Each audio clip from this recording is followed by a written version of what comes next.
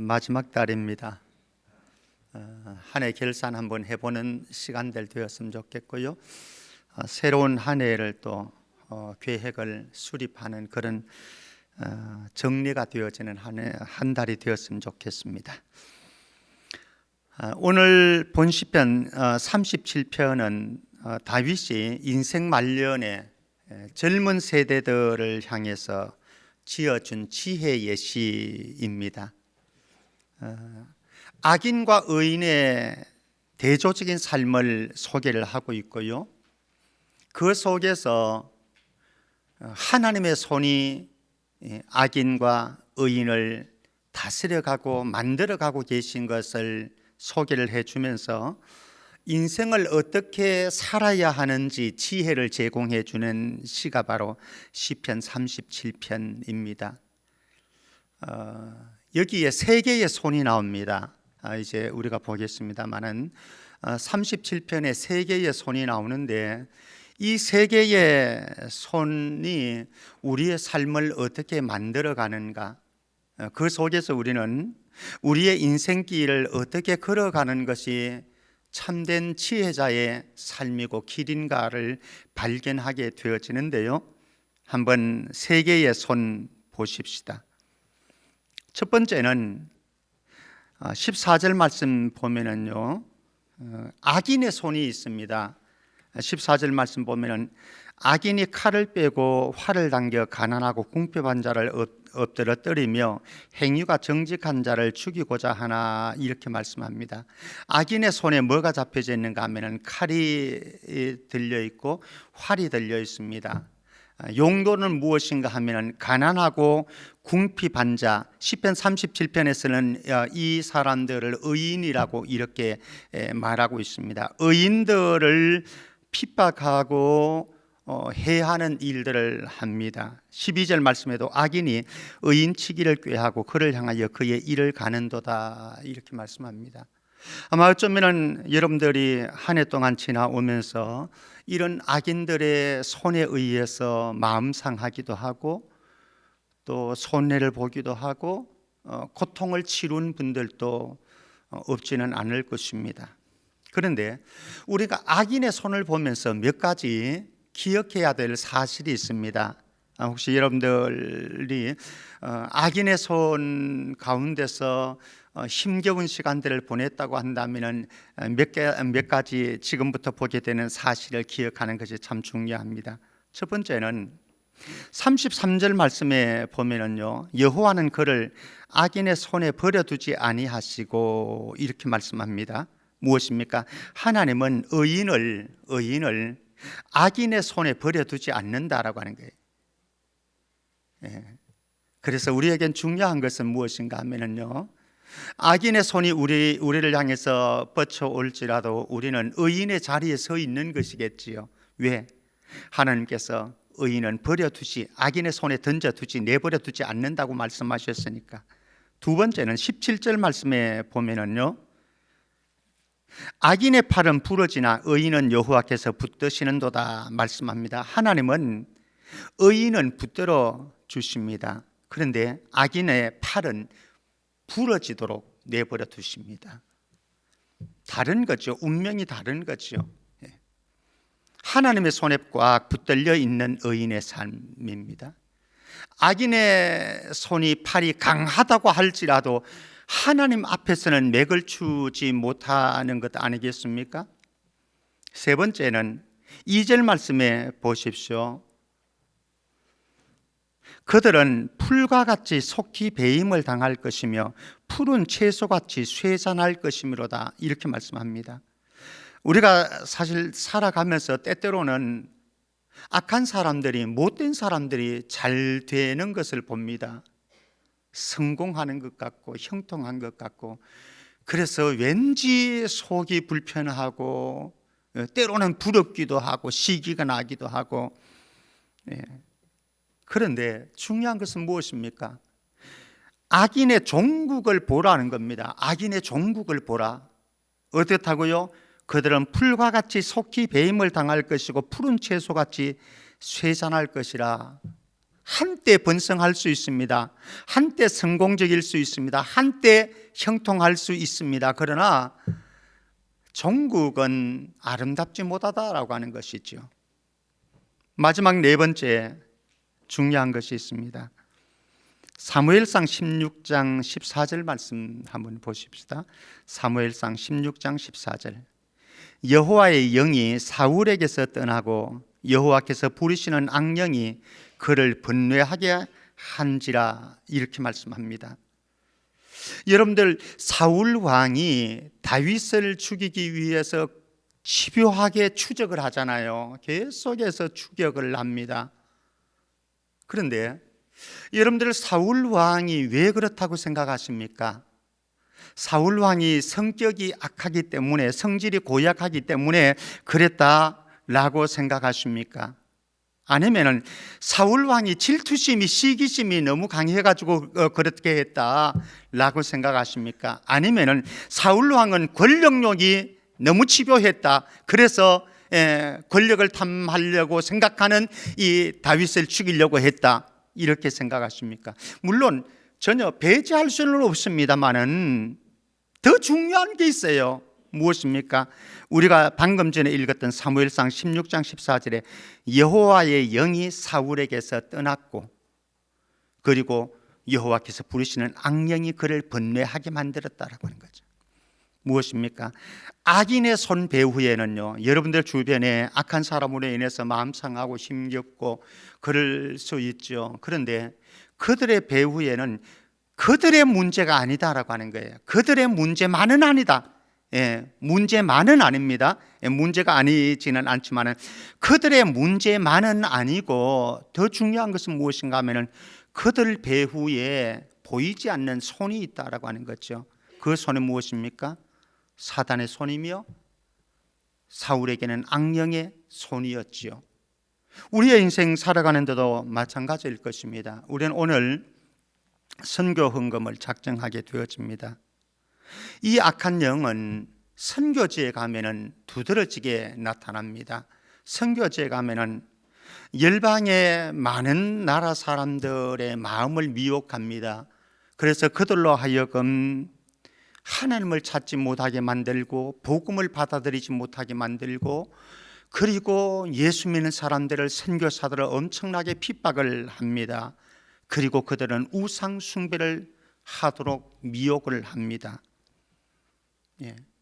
그곳에 가서 선교사님들이 하시는 일들이 무엇입니까? 악령의 미혹을 받아서 우상을 숭배함으로 파멸의 길을 걷고 있는 그들에게 복음을 전해서 그들이 하나님께로 돌아오도록 하고 예배하는 자로 세움을 있게 만드는 사람들이 바로 이 선교사님들입니다. 그러니까 이 선교사님들은요, 악한 영과의 치열한 전투 현장에 서 있는 거예요. 그래서 우리가 선교 헌금을 오늘 이제 작정하지 않습니까? 선교 헌금을 하는 것은 어쩌면 선교사님들이 치열한 영적인 전쟁에서 군사로, 그리스도의 군사로서 싸우는데 보급품을 제공해 주는 거죠. 보급품을. 만약에 이 보급품이 제공되어지지 않는다고 한다면 선교 현장에서 선교사들이 영적인 치열한 전쟁에서 악령과 사단의 세계와 더불어서 싸울 수가 없는 거죠. 그래서 저와 여러분들이 보급품을 준비해서 선교사님들에게 드리는 것은 매우 중요한 일이다. 사랑하는 성도 여러분, 우리는 방금 악인의 손을 보았습니다. 악인의 손은요, 한마디로 표현하면 잘 되는 것 같지만 안 되는 길입니다. 잘 되는 것 같지만 안 되는 길이에요. 한 해 우리도 그런 삶을 살아갈 수 있죠. 악인의 손이 될 수도 있죠. 저와 여러분들도. 그런데 중요한 것은 무엇입니까? 하나님이 붙잡고 계시는 손은 결코 이 악인의 손이 아니다라고 하는 거죠. 자, 다음으로 의인의 손을 한번 가 보실까요? 21절 말씀 보십시다. 의인과 악인의 삶의 방식이 참 달라요. 우리 주변을 이렇게 봐도요, 의인의 길을 걸어가는 사람의 삶의 방식과 악인의 길을 걸어가는 사람들의 삶의 방식이 참 달라요. 다른데 어떤 부분에서 다른가 한번 보십시오. 한 단편적인 부분이긴 합니다만은 21절 말씀 보실까요? 악인은 꾸고 갚지 아니합니다. 꾸어놓고 갚지 않는 게 이게 악인의 길이, 악인의 삶의 방식이에요. 그런데 의인은 어떻게 합니까? 은혜를 베풀어 줍니다. 손을 펴서 베풀어서, 은혜를 베풀어서 다른 사람에게 나누어 주는 삶을 살아갑니다. 26절 말씀 보십시오. 의인은 열심히 일을 해서 돈을 벌지요. 그 열심히 일해서 번 돈을, 소유를 가지고 어떻게 하는지 보십시오. 26절에 그는 종일토록 은혜를 베풀고 꾸어주니 그의 자손이 복을 받는도다 말씀을 합니다. 사실 우리가 열심히 일해서 땀 흘리고 고생을 해가지고 돈을 벌었는데 이 돈을 내 손에 꽉 쥐고 싶은 욕구들이 우리에게 있지 않습니까? 그런데 의인은 그렇지 않다. 열심히 일해서 번 돈, 모은 돈을 가지고 주변의 사람들에게 은혜를 베풀어주는 이런 삶을 살아가더라라고 하는 거죠. 우리가 하나님이 주신 은혜와 축복들을 가지고 있는데 하나님께서 나에게 주신 은혜와 축복들이 있다고 한다면 의인의 삶은 그것을 손을 펴니다. 손을 벌립니다. 의인의 벌려진 이 손에서 나오는 돈이, 소유가 의미 있고 가치 있는 일에 사용되어집니다. 물론 어떤 사람들은 가지고 있는 이 돈을 손을 펴서 주는데 악한 일에 사용하는 사람들도 있습니다. 이건 악인의 길인 거죠. 그러나 의인의 삶은요, 하나님께서 주신 물질이 내 것이 아니고 하나님의 것이라고 고백하면서 이 물질을 가지고 어디에다 투자를 하는가 하면은요, 의미 있고 가치 있는 일에 투자를 한다라고 하는 거죠. 그래서 그의 삶은 축복의 유통사의 삶을 살아가는 거죠. 그 돈을 가지고 나 혼자 먹고 우리 가정만 즐길 수도 있습니다. 그리고 행복을 찾아갈 수도 있습니다. 그런데 그렇지 않습니다. 의인은 하나님께서 주신 물질과 축복들을 주변에 유통시키는 삶을 살아가더라. 선교 헌금은 바로 그런 것이라고 저는 생각을 합니다. 사실 선교지의 선교사님들의 선교를 후원해 가지고 이 선교 후원금을 통해서 선교사들이 열방에서 목숨을 걸고 영혼들을 살리고 열방이 주께로 돌아오도록 만들어서 그들이 예배하는 민족을, 그리고 삶을 살아가도록 만들어가는 일만큼 소중하고 의미 있고 가치 있는 일, 그렇게 많지는 않잖아요. 정말 중요한 것 아니겠습니까? 이거는 여러분들이 드리는 이 선교헌금은요, 엄청난 투자, 가치가 있는 투자이다라고 하는, 가치가 있는 투자이다라고 하는 거죠. 우리 방송실 한번 동영상 좀 준비해 주실래요? 우리가 선교하고 있는 선교사님들, 그리고 우리가 후원하고 있는 교회들 소식 좀 보십시다.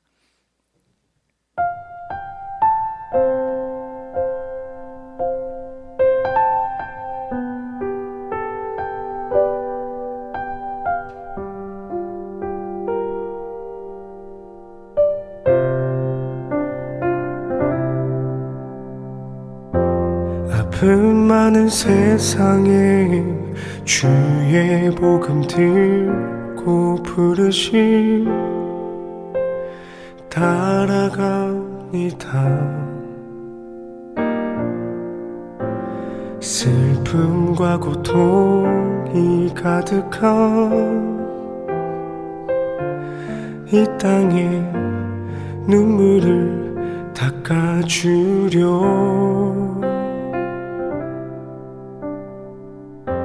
어쩌면 내 삶을 전혀 돌볼 수 없을지 모르겠지만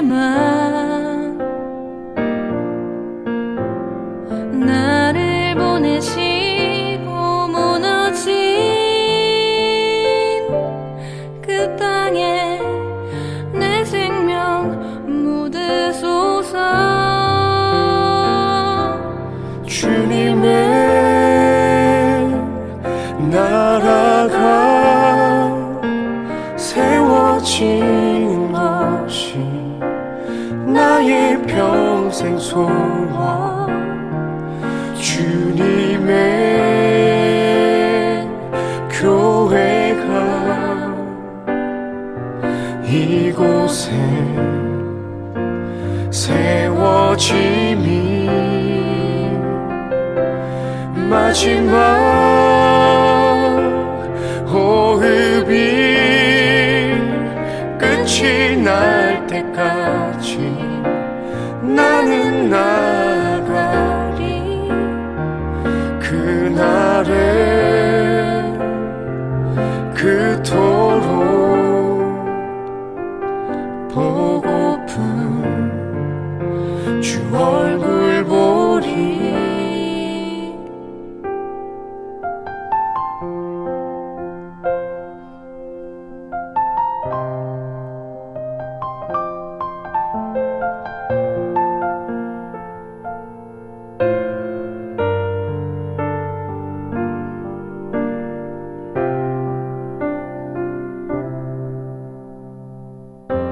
어쩌면 내 삶을 전혀 돌볼 수 없을지 모르겠지만 우리 지민건 목사님 작품입니다.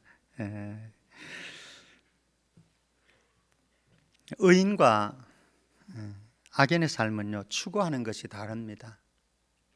한번 보실래요? 16절 말씀 보십시오.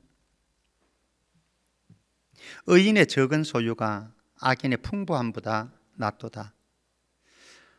악인들은요 부요함, 풍부함, 축적됨만 관심이 있습니다. 이것 추구합니다. 그런데 의인의 삶은 거기에 있지 않습니다. 소유의 많고 적음에 목숨 걸고 살아가는 것이 아니라 정말로 주님이 원하시는 일이 무엇인지 선한 일에 부요한 삶을 살아가고자 하는 것, 그게 바로 의인의 삶인 거죠.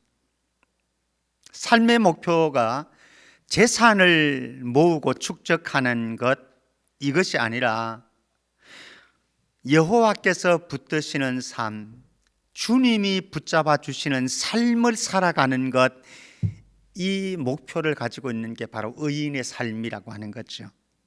그러니까 의인의 삶은요 다릅니다.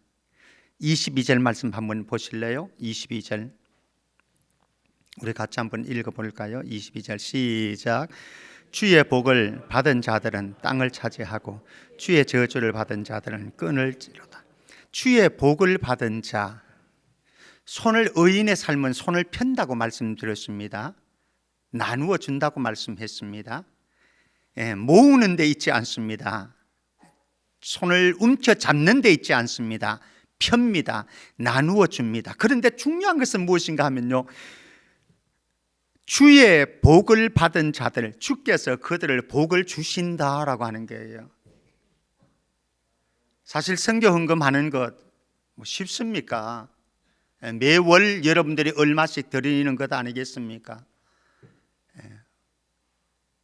매월 여러분들의 수입 가운데 선교 헌금을 드리고 또 이제 다음 달에 되어진 비전 헌금도 드리게 되어질 것이고요.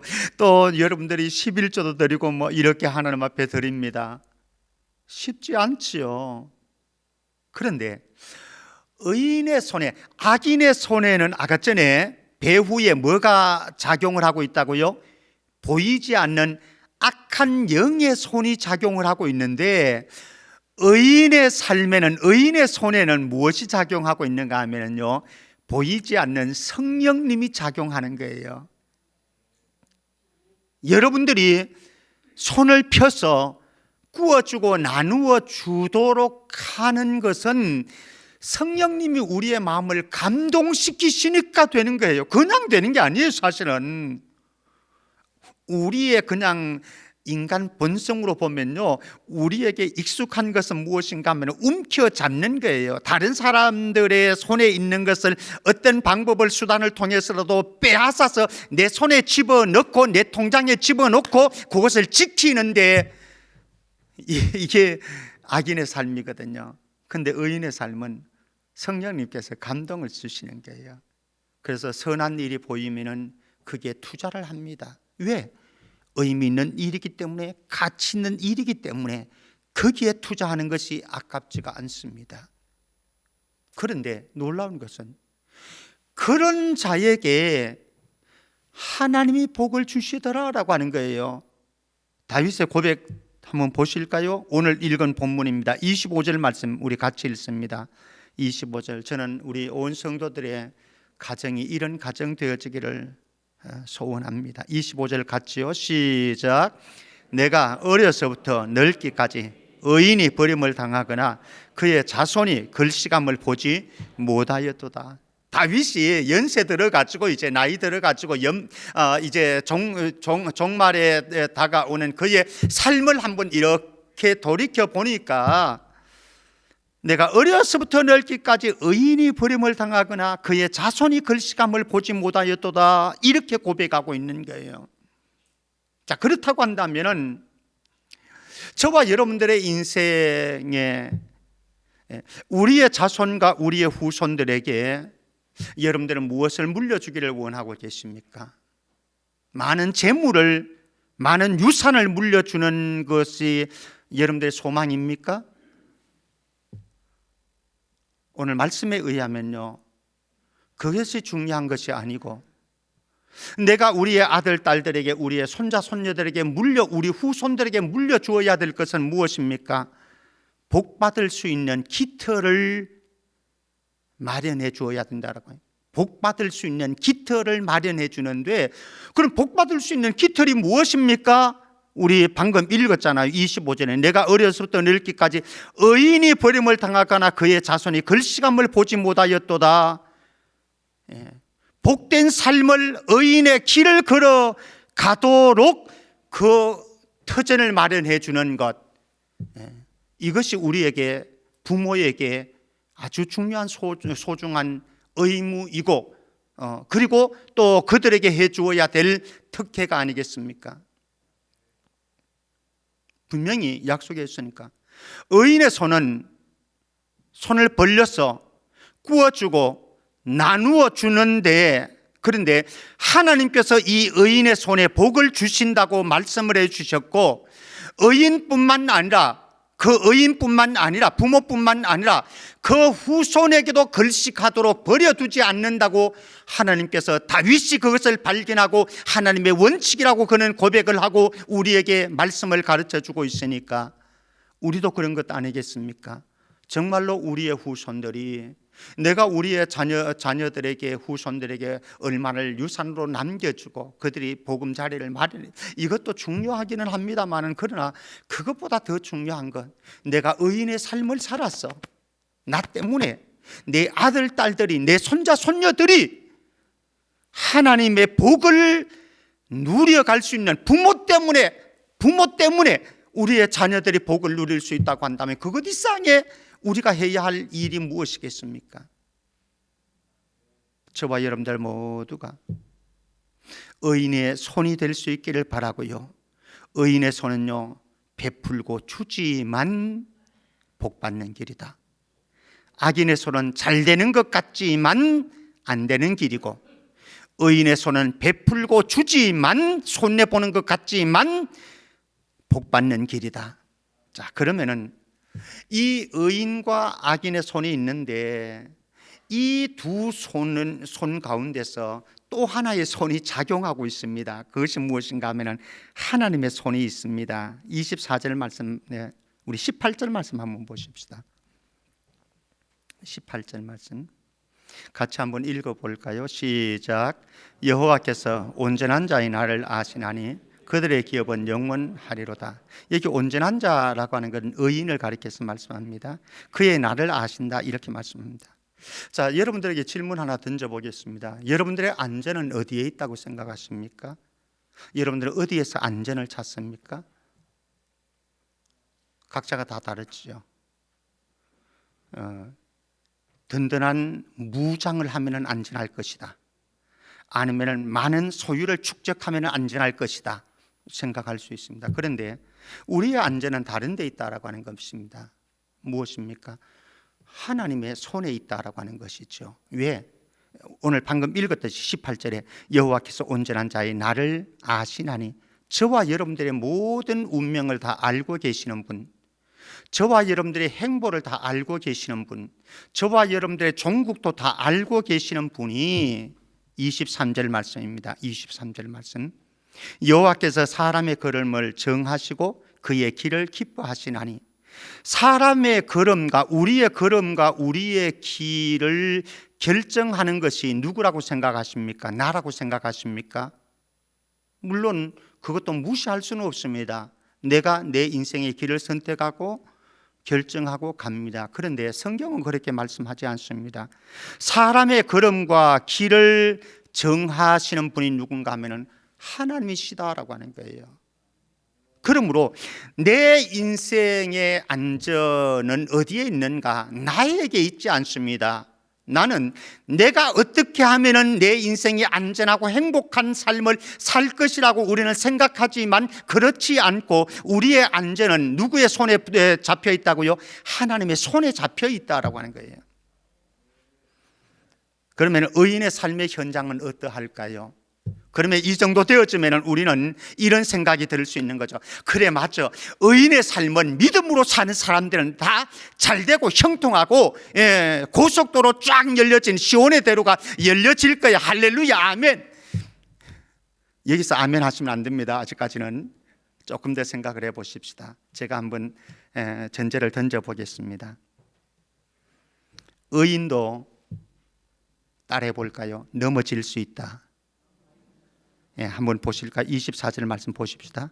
그는 넘어지나, 의인도 넘어집니다. 근데 중요한 것이 있습니다. 아주 엎드러지지 아니함은 여호와께서 그의 손으로 붙드심이로다.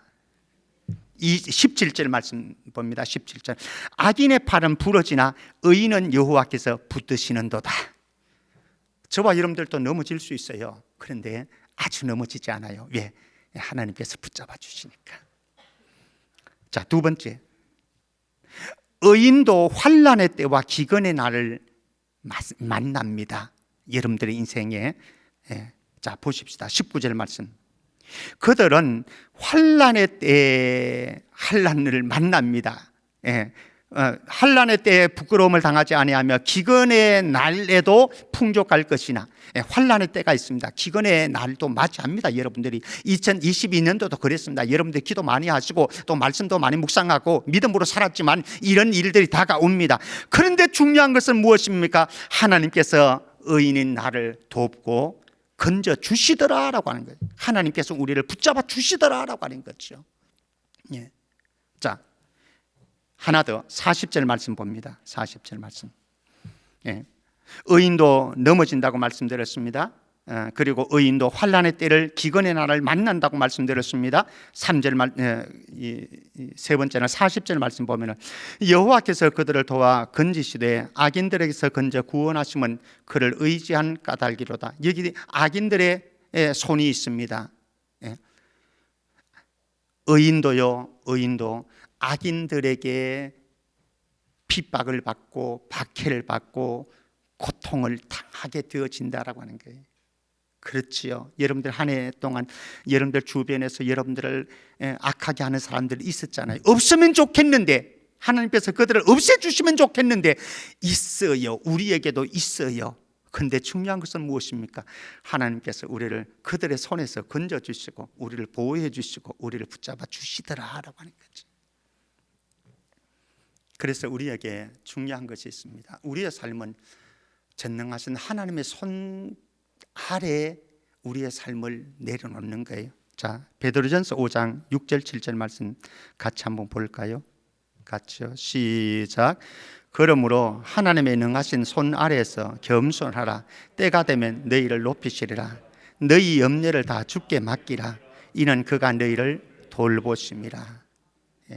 사랑하는 성도 여러분, 2022년도 이제 다 지나갔는데 23년도를 설계할 때요, 우리 모두가 악인의 손 되지 말고 의인의 손 되시기를 바랍니다. 그래서 하나님께서 복 주시는 인생길 걸어갈 수 있기를 바라고요, 우리의 전 삶을 의인의 손도 다스리시고 악인의 손도 다스리시는 전능하신 하나님의 손길 아래 우리의 삶이 맡겨져서 하나님이 통치하시는 인생, 하나님이 복 주시는 인생 살아갈 수 있기를 주의 이름으로 축원합니다. 예수님의 손은요, 병든 자를 치유하는 손이었습니다. 가난한 자를 부유케 하시는 손이었습니다. 예수님의 손은 귀신 들린 사람들을 온전케 회복시켜주는 손이었습니다. 예수님의 손은 마음이 상한 자를 만져주시는 손이었습니다. 예수님의 손이 닿는 곳마다 회복이 일어났고 치유가 일어났고 소성함이 일어났습니다.